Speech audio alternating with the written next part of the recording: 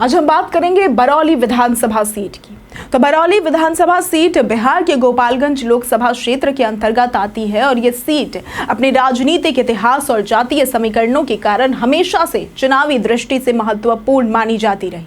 1951 में बरौली सीट का गठन हुआ था और इसी वर्ष हुए पहले विधानसभा चुनाव में कांग्रेस के अब्दुल गफ्फार मियां ने इस सीट पर अपनी जीत दर्ज की थी।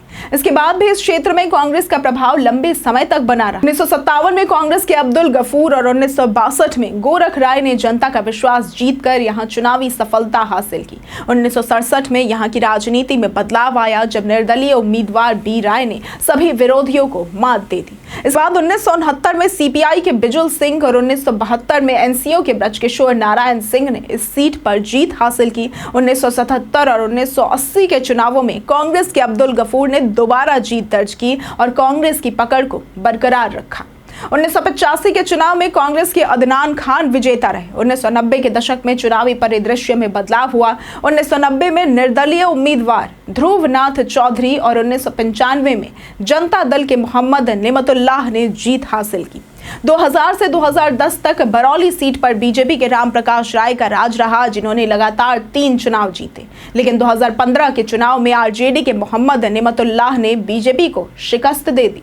2020 के विधानसभा चुनाव की अगर बात करें तो 2020 में बीजेपी ने राम प्रवेश राय को टिकट दिया और उन्होंने भारी मतों से अपनी जीत हासिल की। उन्हें 81,956 वोट मिले, जबकि आरजेडी के रियाजुल हक को 67,801 वोट लेकर दूसरे स्थान पर रहे। इस चुनाव में राम प्रवेश राय ने अपने निकटतम प्रतिद्वंदी को 14,155 वोटों के अंतर से हराया। वहीं निर्दलीय उम्मीदवार रदुल महतो तीसरे स्थान पर रहे। बरौली विधानसभा सीट का जातीय समीकरण भी चुनाव परिणामों में निर्णायक भूमिका निभाता है। इस क्षेत्र में मुस्लिम वोटरों की संख्या लगभग 22% तक है, जो सबसे बड़ी जातीय समूह है। इसके बाद शाह जो कि 9.5% है, प्रसाद 8.4%, यादव 7.3%, सिंह 6.9%, महतो 6.7%, राम 6.1% जैसी जातियां चुनावी समीकरणों को प्रभावित करती है। यादव और मुस्लिम वोट बैंक की वजह से राजनीतिक दलों के लिए यह क्षेत्र बहुत महत्वपूर्ण होता है।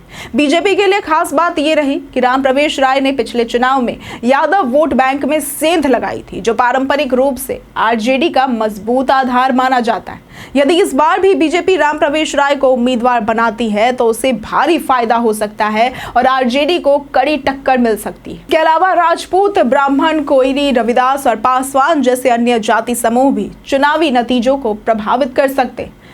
इस तरह बरौली विधानसभा सीट पर जातीय समीकरण के साथ साथ प्रत्याशियों की छवि और पार्टी की रणनीति भी निर्णायक भूमिका निभाती। आगामी चुनाव में यहाँ के राजनीतिक समीकरणों और उम्मीदवारों की प्रतिस्पर्धा बहुत ही दिलचस्प रहने वाली है।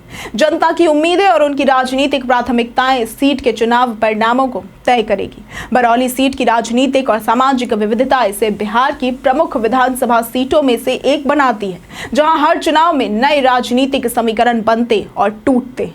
इस बार भी ये सीट बिहार विधानसभा चुनाव का एक अहम मैदान साबित होने जा रही है। अगर आपको आज की ये वीडियो पसंद आई हो तो इस वीडियो को लाइक करें, शेयर करें और हमारे चैनल को सब्सक्राइब करना ना भूलें। आज के लिए सिर्फ इतना ही। वीडियो हमारे साथ बने रहने के लिए धन्यवाद।